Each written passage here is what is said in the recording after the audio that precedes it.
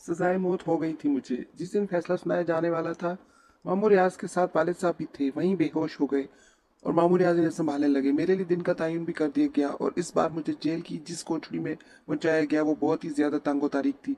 मुझे अपनी मौत का वक्त मालूम हो चुका था। लोग कहते हैं कि मौत का कोई वक्त नहीं होता, जिंदगी कब खत्म होगी ये कोई नहीं जानता, लेकिन कैसी अनोखी बात है कि मैं जानता था कि फलां दिन फलां वक्त मुझे इस दुनिया से रुखसत कर दिया जाएगा। ये गालबन तीसरे दिन की बात है। मेरा भाई बहन और मामू रियाज मुझसे मुलाकात के लिए पहुंचे। सब के सब जारो कतार रो रहे थे। दूसरे दिन फांसी की सजा दी जानी थी। संतरी मुझे इबादत की तलकीन करते रहे। आज पहली बार मैंने इनकी आंखों में हमदर्दी के आसार देखे थे। एक संतरी ने मुझसे कहा, बाबू इबादत करो, अल्लाह के हजूर जा रहे हो, जो कुछ करके जा रहे हो वो अच्छा नहीं था, लेकिन तौबा कबूल हो जाती है। मैंने इसे करख्त निगाहों से देखा और दूसरी तरफ रुख कर लिया। सुबह करीब आ रही थी और इसके साथ ही एसाब में एक खिंचाव पैदा होता जा रहा था। संतरी आए, दोनों हाथ पुश्त पर बांधे और मुझे शानों से पकड़कर ले चले। एक एक कदम मनोवजनी लग रहा था। फिर दफ्तन किसी ने मेरी गर्दन पर गुदगुदी की और मैं चौंक पड़ा। संतरी मुझसे दूर थे। फिर ये कौन है? अजीब सी कैफियत महसूस हो रही थी। फिर यूं लगा जैसे सर पर कोई चीज चल रही है। तब ही मेरे कानों में आवाज उपरी, मैं हूँ मियाँ जी, पहचाना? और मैंने इसे पहचान लिया। भला इसे ना पहचान तो वही मनूस आवाज। मेरे साथ चलने वाले संतरी अगर गौर करते तो मेरे सर पर बैठी हुई मकड़ी को देख सकते थे। नहीं मियाँ जी, ये सुसरे हमें नहीं देख सकते। मजा आ रहा है मियाँ जी, इसकी आवाज सुनाई दी और फिर बारीक सा टिमटिमाता हुआ कहका। मैं भला इस बात का क्या जवाब देता? फांसी हो जाएगी, अब तुम्हें मर जाओगे।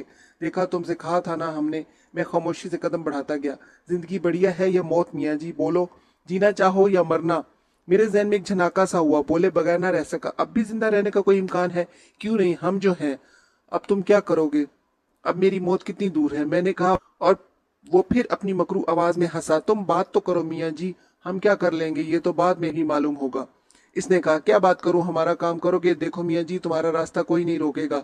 तुम वहां जा सकोगे जहां हमें जाना है। आंखें बंद करके पढ़ते चले जाना पागन द्वार और फिर हमें वहां रख देना। इसके बाद देखना मजा जिंदगी का। मगर वो पाक मजार है और तू गंदा आमिल है रे। अब भी पाक न पाक के चक्कर में पड़े हो। मर्जी है तुम्हारी। कमीने गलीज साधु, मेरे साथ जो कुछ हो चुका है वही इतना है कि मैं दुनिया से बेजार हो गया हूँ। अब इस आखिरी वक्त में मैं तेरे सामने ये नापाक इकरार करके अपना ईमान नहीं खोना चाहता। मौत मेरे सामने है, मुझे किसी और चीज की दिलचस्पी नहीं है। मैं थूकता हूँ तुझ पर। और वो कुछ देर खामोश रहा, फिर बोला, मैं समझता था कि कसबल निकल गए होंगे, मौत को सामने देखकर होश आ गया होगा। मगर कोई बात नहीं, मेरे पास भी वक्त है और तुम्हारे पास भी। ये काम तुम्हें करना होगा, आज नहीं कल, कल नहीं परसों। ऐसे नहीं छोड़ूंगा मियाँ जी। एक दफा मर गए तो क्या फायदा? मजा तो जब है कि बार बार मरो। इस वक्त तुम मरते रहो जब तक हमारा काम करने के लिए तैयार ना हो जाओ। संतरी चौंक चौंक कर मुझे देख रहे थे। वो समझ रहे थे कि शायद मैं कुछ कह रहा हूँ, लेकिन मैं इनसे मुखातिब नहीं था। आखिरी अल्फाज के बाद मैं खामोश हो गया। मगर मेरी समझ में कुछ नहीं आया था। बिल आखिर मैं जेल की फांसी घर पहुंच गया। अजीब सी जगह बनी हुई थी। मुझे सीढ़ियां चढ़ाई गई, फिर मेरे गर्दन में फांदा फिट किया गया, फिर कुछ और किया गया। मुझे अपने पैरों तले जमीन निकलती हुई महसूस हुई। फिर यूं लगा जैसे कोई नरम चीज मेरे पैरों के नीचे आ गई। किसी ने मुझे नीचे गिरने से रोक लिया हो। फिर एक धुआं सा मेरे ऊपर छा गया और दो हाथों ने मेरी गर्दन से फंदा निकाल लिया। अजीब सा शोर सुनाई दिया। भाग दौड़ होने लगी। किसी नादीदा हाथ ने मेरी कलाई पकड़ी और दौड़ने लगा। मैं बेख्तियार कदम उठा रहा था। फिर जेल का दरवाजा नजर आया। थी किसी ने जेली दरवाजा खोला और मुझे बाहर निकाल लाया। जेल के दरवाजे से कुछ फासले पर एक इमली का दरख्त नजर आ रहा था, जो बहुत घना था और इसकी मोटी मोटी शाखें दूर तक फैली हुई थी। मुझे यूं लगा जैसे किसी ने मुझे उठाकर एक मोटी सी शाख पर बिठा दिया हो। मेरा सांस फूल रहा था, हालत खराब हो रही थी। फिर अचानक मेरे सर से कोई चीज निकली और इसके बाद एक जिस्म भी इस शाख पर आ गया। ये कहना बेकार है, मैं इसे नहीं पहचानता। वही मनुष्य चेहरा मेरे सामने था और वही शैतानी मुस्कुराहट इसके होंठों पर थी। कैसी रही मियाँ जी, बच गए फांसी से तुम? मेरी कुव्वत गोआई खत्म हो गई। जिस्म लरज रहा था। आह, ये सब कुछ ख्वाब नहीं था, जिंदगी खत्म हो गई थी, मेरे सब कुछ हो गया था। पूरे हवास के आलम में हुआ था, मगर मैं बच गया था। इसने कहा, और अब आगे तुम्हें बचना है मियाँ जी। फांसी देने वाले मुसीबत में पड़ गए हैं, सारी जेल में तुम्हें ढूंढते फिर रहे हैं। जाओगे इनके पास? मैं खुश होंठों पर जुबान फेर कर रह गया। इसने एक तरफ इशारा करते हुए कहा, उधर देखो, तुम्हारे घर वाले तुम्हारी लाश लेने आए हैं। सारे कार्यक्रम का बंदोबस्त कर लिया है उन्होंने। सुनो मियाँ जी, और कुछ नहीं कहेंगे तुमसे। हमें इतना कहना है कि एक दिन तो तुम्हें हमारा ये काम करना पड़ेगा। खुद आओगे चलकर हमारे पास, हमसे रो रो के कहोगे, महाराज हम तुम्हें फागन के द्वार ले चलने के लिए तैयार हैं। जब तक तुम हमारा ये काम ना करोगे ऐसे ही दर बदर फिरते रहोगे। जहां जाओगे मुसीबत तुम्हारे साथ होगी, जहां निकलोगे वहां वाले भी मुसीबत में फंस जाएंगे। कोई तुम्हें साथ रखने को तैयार ना होगा, सब तुमसे पनाह मांगेंगे। और पनाह तुम्हें कहाँ मिलेगी? हमारे पास। हमारा काम करके क्या समझे? हमारा काम ही था कि हम तुम्हारी जान बचाकर यहाँ तक ले आए। रोशनी में नीचे उतरे तो धर लिए जाओगे, रात को उतरना और घर चले जाना और फिर सोचना। वो एक अचानक मेरे सामने से गायब हो गया। मैं घबराया हुआ था, हाथ पांव सुन थे। जेल की दुनिया में ये भी अपनी नोयत का पहला ही वाकया होगा। इससे पहले ऐसा कहाँ हुआ होगा। मगर कुछ एहसास तो दूसरे लोगों को भी होगा कि मैं बेगुनाह था, किसी पुरस्कार जाल में फंसा हुआ था। दिलो दिमाग अजीब कैफियत का शिकार थे। इधर उधर देखा, जहाँ बेचारे मामू रियाज मेरे छोटे भाई मस्जिद के इमाम के साथ खड़े थे। एक लम्हे के लिए दिल चाह के दरख्त से नीचे कूदूं, दौड़ता हुआ इनके पास पहुंच जाऊं और इन्हें बताऊं कि मैं जिंदा हूं, मगर हिम्मत ना होती थी। फिर कुछ सिपाही बाहर आए, मामू को बुलाकर अंदर ले गए। कोई आधे घंटे बाद मामू वापस आए, अजीब शक्ल हो रही थी। सब वापस चले गए। मुझे तो ये पूरा दिन यहाँ गुजारना था। दिन को 12 बजे के करीब एक बार फिर मैंने मामू रियाज को देखा और इस वक्त वालिद साहब, वालदा साहब, भाई और बहन भी साथ थे। वालदा को भी बहुत दिन के बाद देखा, आंखों में आंसू बहने लगे, मगर जज्बात से काम नहीं लिया जा सकता था। सब्र किया। वो लोग अंदर गए, काफी देर के बाद बाहर आए और फिर चले गए। मेरा तमाम दिन भूखे प्यासे गुजरा। फिर जब खूब तारीकी फैल गई तो मैं नीचे उतरा और तेजी से एक तरफ चल पड़ा। घर का रुख भूल कर भी नहीं कर सकता था। जानता था कि कानून आसानी से पीछा नहीं छोड़ेगा और फिर साधु के अल्फाज भी याद थे। घर वाले तो सब्र कर ही लेंगे, मगर मैं इन्हें अपनी नहुस्तों का शिकार नहीं करना चाहता था। अब क्या करूं, कहाँ जाऊं। फिर शायद गैब से रहनुमाई हुई। रेल की सीटी की आवाज रात के सन्नाटे को चीरती हुई कानों से टकराई और मेरे कदम रुक गए थे। कुछ फासले पर रेलवे स्टेशन है, क्यों ना ये शहर छोड़ दिया जाए। हो सकता है यहाँ से दूर जाकर जिंदगी की आस बंधे। कदम फिर आगे बढ़े, रफ्तार तेज हो गई। दिमाग पर नींद जैसी कैफियत आ रही थी। आई इसी आलम में स्टेशन पहुंचा। बहुत सी चीजों का एहसास भी ना हो सका। बस रेल के आगे बढ़ने की झटके से जैसे आंख खुल गई। सुबह की रोशनी फैल गई। गालबन ट्रेन की स्टेशन से गुजरी थी। लोग जाग गए और मैं संभल कर बैठ गया। रात भर का सफर तय हो चुका था और मैं न जाने कितनी दूर निकल आया था। क्या मेरी मुश्किलात का खात्मा हो सकता है? दिल ने खुद ही जवाब दे दिया, नामुमकिन है। वो मनहूस साधु मेरा पीछा कहाँ छोड़ेगा। न जाने मेरे फरार का क्या जवाब पैदा हो किया होगा, लेकिन ये एक हकीकत है कि कानून चप्पे चप्पर पर मुझे तलाश कर रहा होगा। अपने घर वापस ना जाकर मैंने बेहतरीन फैसला किया था। वो लोग मेरी वजह से बदतरीन मुसीबतों का शिकार हो सकते थे। अब ये ही गम रहेगा इन्हें कि मैं इनके दरमियान नहीं हूँ। दफ्तर मुझे एक और ख्याल आया और मेरे रोंगटे खड़े हो गए। मैं रेल में बगैर टिकट हूँ। रात तो गुजर गई, सुबह को टिकट चेकर जरूर आएगा। मेरे पास टिकट बनवाने के पैसे भी नहीं है। नतीजे में मुझे पुलिस के हवाले कर दिया जाएगा और वहाँ ये भी इंकशाफ हो सकता है कि मैं दरअसल एक मफरूर मुजरिम हूँ। पहले इस अंदाज में नहीं सोचा था, मगर अब इस ख्याल से दिल बैठने लगा था। इसका क्या हल हो सकता है? सिर्फ एक वो ये कि मैं वो ट्रेन छोड़ दूं। मगर कैसे? जल्दी ट्रेन से तो नहीं उतरा जा सकता। अभी सही तौर पर सुबह नहीं हुई है। स्टेशन से बाहर निकलने का मौका मिल जाएगा, जबकि जगह कोई भी हो, मुझे क्या लेना है। सर छुपाने का ठिकाना चाहिए। कुछ देर के बाद ट्रेन की रफ्तार सुस्त होती महसूस हुई। स्टेशन आ गया था। फिर आमिलपुर का बोर्ड नजर आया। जूं ही ट्रेन रुकी, मैं जल्दी से नीचे उतर गया। अभी प्लेटफॉर्म पर कदम रखे ही थे कि कब से कोई मेरे पास आ गया। मुझे अपने शाने पर एक हाथ महसूस हुआ और मेरा रंग पीला हो गया। एक सरगोशी उभरी। सरफराज न जाने किस तरह गर्दन घूमी थी, लेकिन हालत बेहद खराब हो गई थी। आंखों के सामने एक चेहरा आ गया। खातून की उम्र 45 साल के करीब हो गया। खातून ने आकर बढ़कर मेरी कलाई पकड़ ली और बोली, सिर्फ मैं थी सरफराज, जिसे पूरा यकीन था कि एक दिन तुम जरूर वापस आ जाओगे। मेरे बच्चे गलतियां माफ भी कर दी जाती हैं। अब्बा जान आ रहे थे, हम लोग इन्हें स्टेशन लेने आए थे। फिर बोली, इनमें से किसी को भी पता नहीं है कि हमें दोहरी खुशी मिल रही है। खातून की आवाज रुंध गई। खातून फिर बोली, आओ सरफराज आओ। उन्होंने मेरी कलाई ऐसे पकड़ी हुई थी जैसे मैं कहीं भाग जाऊंगा, और फिर वो मुझे लिए हुए वहां गई जहां सब लोग एक बुजुर्ग को घेरे खड़े थे। फिर उन्होंने कहा, रेहाना कहाँ है? वो क्या वो नहीं आई? जवाब में मोहम्मद खातून आगे बढ़ी और सब मेरी जानिब मुतवज्जह हो गए। फिर एक नौजवान लड़की की चीखती हुई आवाज उभरी, अरे सरफराज भाई, सरफराज भाई। और इसके बाद वो सारे के सारे मुझ पर हमलावर हो गए। मैं भला इन सब से मुकाबला कैसे कर सकता था? मेरे बुजुर्ग भी आगे बढ़े। उन्होंने मेरे सामने खड़े होकर मेरा चेहरा गौर से देखा, फिर दोनों हाथ फैलाकर मुझे सीने से लगा लिया। सरफराज मियाँ आखिर आ ही गए। बहुत ही अच्छा फैसला किया बेटे। किसी की कोई बात जो समझ में आ रही हो। मोमर खातून ने इन सबको रोका और बोली, स्टेशन पर हंगामा करने की जरूरत नहीं है, आओ घर चले। सारे के सारे मुझे सरफराज समझ रहे थे। न जाने क्यों इन्हें इस कदर शदीद गलत फहमी हुई थी, लेकिन मेरे हक में फिल वक्त ये बेहतर था, क्योंकि इस खौल में मैं बासानी स्टेशन के गेट से बाहर निकल आया था। बाहर आकर मैंने मोमर खातून को अपने बारे में कुछ बताना चाहा, लेकिन मोमर खातून ने अब मेरा हाथ छोड़ दिया। बाद में मैंने इन लड़कियों को समझाना चाहा। सुनिए भाई साहब, मैंने एक नौजवान को मुखातिब किया और वो मुस्कुराकर मुझे देखने लगा। फिर बोला, सरफराज भाई, आपने हम सबको जिंदा दरगोर कर दिया था। आप सोच भी नहीं सकते थे कि हम पर क्या गुजरी है। मैं कुछ कहना चाहता हूँ। अरे तो क्या यही कहेंगे, घर नहीं चलना है?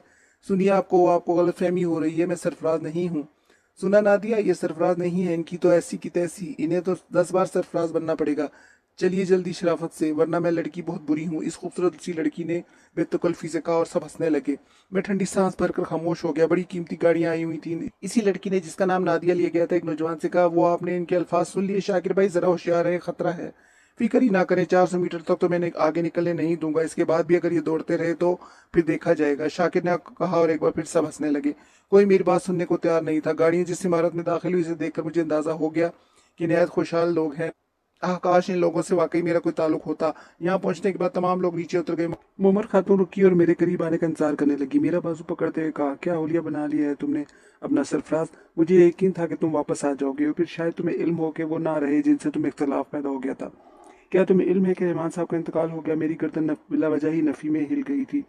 हाँ, हम बेसहारा हो गए हैं सरफराज, हमारे सर से सायमाद सिरक गया। और अब मोमर खातून की आवाज़ गुलूगीर हो गई। उमर बुजुर्ग ने भी मेरे करीब पहुंचकर कहा, सरफराज मियाँ, तुम बेशक बड़े हो और अब तो तुम्हें इस खानदान की सरपरस्ती करनी है। हम सब लोग अंदर दाखिल हो गए। खातून ने एक लड़की को हुक्म दिया कि मेरा लिबास वगैरह तैयार करे और मुझे गुस्ल खाने में पहुंचा दे। मैं इन मासूम लोगों को मुनासिब मौके पर सूरत हाल से आगाह कर देने का फैसला कर चुका था, जो शदीद गलत फहमी का शिकार हो गए थे। लड़की मुझे साथ लिए एक वसी कमरे में पहुंची, जो ऐसी ऐसी चीज़ों से रास्ता था जो मैंने होश के आलम में कभी नहीं देखी थी। गुसल खाने की तरफ रुख करते हुए इसने कहा, जाइए और अब अपना हुलिया दुरुस्त कीजिए। आपका लिबास यहाँ बाहर स्टैंड पर मिल जाएगा। जाते हुए मैं दरवाज़ा बाहर से बंद कर दूंगी ताकि आप फरार होने की कोशिश ना करें। मैंने एक ठंडी सांस लेकर इसे देखा। फिर मैं बाथरूम में दाखिल हो गया। सफ़ेद टाइलों से मुरस्सा बाथरूम था जिसमें नहाने के नए नए सामान मौजूद थे। गुसल किया जब बाहर निकला तो मेरा लिबास रखा हुआ था। ये देखकर हैरान रह गया कि ये लिबास भी मेरे जिस्म पर बिल्कुल दुरुस्त था। यहाँ तक कि जो जूते मेरे लिए रखे गए थे वो भी मेरे पैरों पर फिट थे। इस हैरान कुन इत्तेफाक पर हंसी भी आ रही थी। हो सकता है सरफराज बिल्कुल मेरे जैसा हो, वरना इस कदर शदीद गलतफहमी और वो भी इतने बहुत से लोग अफराद को मुमकिन नहीं हो सकती थी। लेकिन दिल के गोशों में एक और खौफ का तस्वर भी उभर रहा था। कहीं ये भी इस कमबख्त मनूस शैतान की चाल ना हो जिसने मुझे इतला दी थी कि मैं कहीं भी सुख की सांस नहीं ले सकूंगा। दिल को ये सोचकर समझाया कि जो कुछ होना है वो तो होगा, चुनाचा मैं कोई ऐसा काम नहीं करूंगा जिससे मेरा गुनाह शदीद से शदीद तर हो जाए। कुछ देर के बाद दरवाजा खुला और बाहर अच्छे खासे लोग जमा थे, जो मुझे लेकर ड्राइंग रूम की तरफ चल पड़े। टेबल पर नाश्ते का सामान मौजूद था और कमरे में तकरीबन तमाम ही अहले खाना मौजूद थे। लड़के लड़कियां मेरे ऊपर एक आध फिक्र चस्त कर देते तो कमरे का माहौल चुस्त कर देते थे और कमरे का माहौल खुशगवार हो जाता था। खातून ने कई बार लड़कियों और लड़कों को डांट भी पिलाई कि मेरे मिजाज का ख्याल रखे। मैं दिल ही दिल में हंस रहा था कि वाह, मैं और मेरा मिजाज। अभी जब इन्हें इस हकीकत का यकीन हो आ जाएगा कि मैं वो नहीं हूँ तो मुझे धक्के देकर यहाँ से निकाल दिया जाएगा। नाश्ते के बाद मोमर खातून ने कहा, आओ सरफराज मेरे कमरे में चलो, और मैं खामोशी से इनके साथ चल पड़ा। वो मुझे एक खूबसूरत कमरे में ले आए। अंदर पहुंचकर उन्होंने दरवाजा बंद कर लिया और फिर बोली, सरफराज बेटे, जिंदगी में न जाने क्या क्या ऊंच नीच होती रहती है। तुम इस तरह सब कुछ छोड़कर नहीं चले जाना चाहिए था। ठीक है, मरूम रहमान साहब का रवैया तुम्हारे साथ सख्त हो गया था, लेकिन बुजुर्ग गलतियां भी तो कर लेते हैं। लेकिन क्या इन गलतियों की इतनी बड़ी सजा दी जाती है? इन्हें यकीन करो, रहमान साहब के दिल पर तुम्हारी जुदाई का शदीद गम था। वो फरिया को इस आलम में नहीं देख सकते थे। फरिया की जो कैफियत तुम्हारे पीछे हुई, मैं अगर बताऊंगी तो यही सोचोगे कि माँ हूँ, अपनी बेटी की वकालत कर रही हूँ। मगर बेटे, तुमने ज्यादती की हमारे साथ। कुछ इंतजार तो कर लेते, कोई सही फैसला भी हो सकता था। मैं आपको किस नाम से मुखातिब करूं खातून, मैंने कहा, और मोमर खातून चौंक कर मुझे देखने लगी। क्यों, क्या तुम ये भूल गए कि तुम मुझे चची जान कहते हो? जी, कुछ ऐसे ही हालात हैं कि मैं अपनी मजबूरी आपको बता नहीं सकता, लेकिन इस बात से आपको आगाह कर देना बेहद जरूरी समझता हूँ कि मैं सरफराज नहीं हूँ। मैं ज़माने का सताया हुआ एक इंसान हूँ और मैं आपको धोखा देकर या अपने लिए कोई मकाम बनाने का ख्वाहिशमंद भी नहीं हूँ। उमर खातून इस बेतबारी के अंदाज में संजीदगी से मुझे देखती रही। फिर बोली, इसका मतलब है कि तुम्हारा दिल अभी साफ नहीं हुआ। रहमान साहब की मौत ने भी तुम्हारे दिल में हमारे लिए नरमी पैदा नहीं की। खैर, जो कुछ तुम कह रहे हो कहते रहो। तुम्हारी संदली का थोड़ा थोड़ा अंदाजा तो मुझे था। लेकिन अच्छा ठीक है, फरिया से मिल तो लो। एक बार इसे ये भी बता दो कि तुम सरफराज नहीं हो, और इसके बाद हम अपनी तकदीर पर शाकिर हो जाएंगे। जो कुछ भी फैसला तुम करोगे हमें मंजूर होगा। मेरी बच्ची तुम्हारे जाने के बाद कभी मुस्कुराई नहीं है।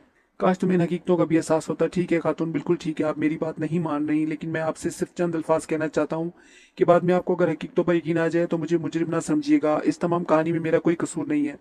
खातून के चेहरे पर नागवारी के सार उभरे। उन्होंने गर्दन हिलाई और आहिस्ता से बोली, तुम्हारी इंतहा पसंदी के बारे में सभी जानते हैं सरफराज। क्या तुम इतना ताउन कर सकते हो हमसे कि सिर्फ चंद रोज यहाँ गुजारो और फरिया से मुलाकात कर लो? अगर तुम ऐसा कर लोगे तो ये हम पर बहुत एहसान होगा। इसे समझा दो, इसके बाद जो तुम्हारा दिल चाहे वो कर दो। वो ठिठी और उन्होंने दरवाजा खोल दिया। बाहर सारा गोल जमा था। एक लड़की ने कहा, जी अम्मी जान, क्या हुआ? ये शराफत से मान गई या फिर हमारी बारी आ गई? तुम लोग कोई बदतमीजी ना करो, समझे? चलो अपने अपने कमरों में जाओ। ऐसे नहीं जाएंगे। अगर ये शराफत से मान गए तो ठीक है, वरना हम इन्हें उठा कर ले जाएंगे।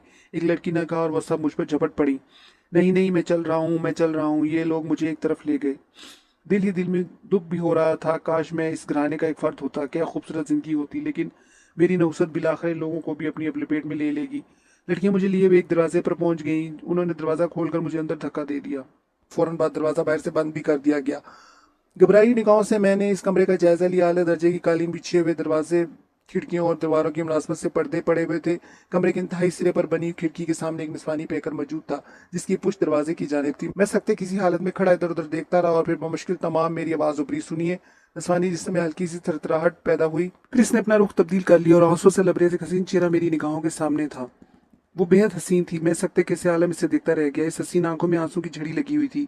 मैंने लड़ती हुई आवाज में कहा, शायद आपका नाम फरिया है। यहाँ सब लोग इस गलतफहमी का शिकार है कि मैं सरफराज हूँ, लेकिन मैं आपको ये बता देना चाहता हूँ खातून कि मेरा नाम सरफराज नहीं है। मेरा चेहरे से इतना मिलता जुलता है कि आप सब धोखा खा रहे हैं, लेकिन आपको धोखा नहीं खाना चाहिए। गलतफहमी आपके लिए सबसे ज्यादा भयानक हो सकती है। वो आंसू भरी निगाहों से मुझे देखती रही, फिर इसने कहा, आमिलपुर क्यों आ गए? तकदीर का फेर है, आप समझदार हैं, अच्छा बुरा सोच सकती हैं। और अभी मैंने इतना ही कहा था कि खातून फरिया बेख्तियार हो गई, दौड़ कर आगे बढ़ी और मेरे सीने से सर टिका दिया। माफ करो फराजी, मुझे माफ कर दो, मैं अपना तजिया नहीं कर पाई थी। मुझे अंदाजा नहीं था कि तुमसे दूर रहकर मैं जिंदा दरगोर हो जाऊंगी। वो सिसक सिसक कर रोने लगी। मेरे हवास मुअत्तल हुए जा रहे थे, कुछ कर भी नहीं सकता था। फरिया के दिल की बुढ़ास निकल गई तो इसने गर्दन उठाकर मुझे देखा, फिर बोली, मुझे माफ नहीं करोगे? इसके कुछ इम्कानात हैं कि आप में से कोई समझदारी से काम ले? मैंने गहरी सांस लेकर कहा, तुम ये कहना चाहते हो कि तुम फराज नहीं हो? हाँ, मैं फराज नहीं हूँ। फिर कौन हो तुम? एक तकदीर का मारा, तुम हमारे साथ नहीं रहना चाहते? काश रह सकता, मैंने कहा और वो मुझे देखती रही। इसके चेहरे से मैंने ये अंदाजा लगा लिया था कि वो मेरी बात पर यकीन नहीं कर रही। फिर इसने ठंडी सांस लेकर कहा, एक दरखास्त कबूल करोगे? हुक्म दीजिए। तुम्हारे आने से ये सब खिल उठे हैं, अम्मी भी खुश नजर आ रही हैं। सिर्फ इंसानी हमदर्दी की बुनियाद पर इनके साथ कुछ वक्त गुजार लो, तुम्हारी वजह से कुछ खुशियां मिल जाएंगी। मैंने कहा, मेरी दुआ है फरिया खातून के इस घर को कायनात की सारी खुशियां मिल जाए। मैं एक मनहूस इंसान हूँ, सिर्फ इस बात से खौफजदा हूँ कि मेरी नुसरत इस घराने को लपेट में ना ले ले। हाँ, मैंने ये अल्फाज कहे थे। मैंने कहा था कि तुम्हारी नहुसत ने हमारा जीना हराम कर दिया। मैं इन अल्फाज पर शर्मिंदा हूँ, बस गुस्से में निकल मुंह से निकल गए थे। फरिया बोली, मेरी आंखें हैरत से फैल गई। और तुम कहते हो कि तुम सरफराज नहीं हो? इसने अफसरदगी से मुस्कुरा कहा, खुदा का यही हुक्म है तो यही सही, मैं सर खम करता हूँ। लेकिन खातून फरिया, आपको एक राय देना चाहता हूँ। क्या बेहतर है कि दुनिया के सामने भी यही जाहिर करें कि मेरे और आपके दरमियान फासले हैं, ताकि जब सच्चाई सामने आए तो आपकी जिंदगी तबाह ना हो जाए? इसके बाद बात बनाए नहीं बनेगी, कोई जरिया नहीं होगा आपके पास।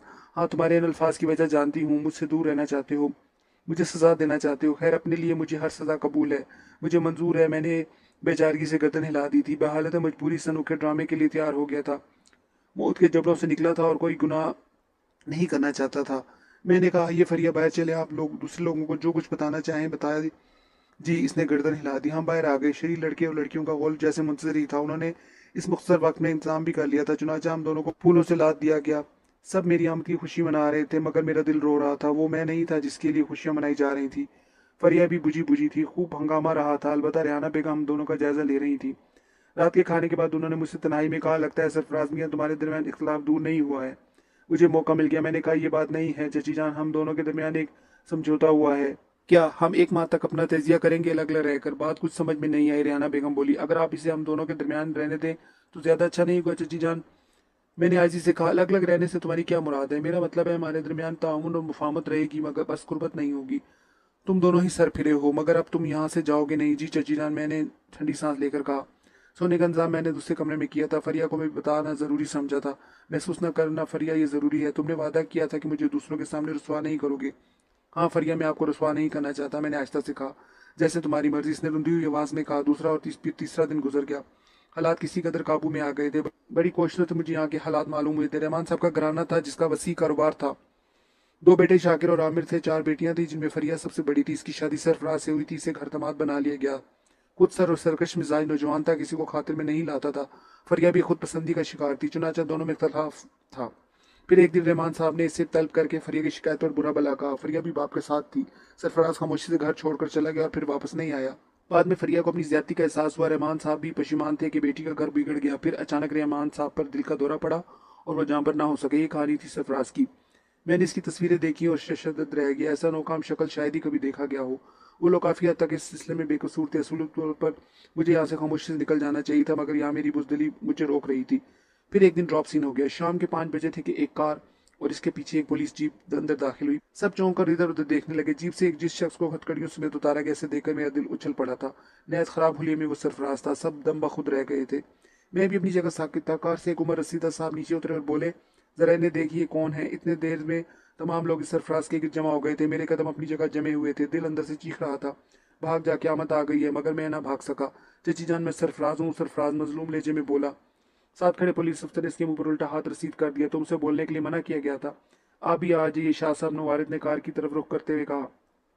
और इसमें से एक और साहब नीचे उतर आए। नवारिद ने कहा, ये पुलिस के बड़े अफसर हैं। पुलिस ने इस शख्स को गिरफ्तार किया और पुलिस को ख्याल है कि ये एक खतरनाक कातिल है जिससे सजाए मौत हो गई थी, लेकिन ये फरार हो गया। जबकि इस शख्स ने ये बात तस्लीम नहीं की और आला पुलिस से कहा है कि इन्हें गलत फहमी हुई है। वो रहमान नजीम का दामाद है जो आमिलपुर की रईस हैं। ये बात शाह साहब के इल्म में आई और चूंकि शाह साहब ये बात जानते हैं कि मैं मरहूम रहमान साहब का दोस्त हूँ, उन्होंने मुझसे रब्ता किया। मैं शादी के वक्त मुल्क में मौजूद नहीं था, इसलिए इसे पहचानता भी नहीं था। चुनांचे मैंने शाह साहब से दरख्वास्त की कि वो मेरी मदद करें और अपने रिस्क पर सिर्फ मेरी वजह से इस खतरनाक मुजरिम को लेकर यहाँ आए हैं। अब आप फैसला करें। सब पर सकता तारी था और मैं खुद भी बुत बना खड़ा था। मेरे अंदर शरीर कशमकश जारी, अजीब सा जज्बा दिल में उभरा और अंदर ही अंदर सारे फैसले हो गए। मैं एक कदम आगे बढ़ गया। तब पहली बार मुझे देखा गया और अब इन लोगों पर हैरत के दौरे पड़े। सब फटी फटी निगाहों से मुझे देख रहे थे। मैंने कहा, वो सच कहता है शाह साहब, जिसके धोखे में से पकड़ा गया है वो मैं हूँ।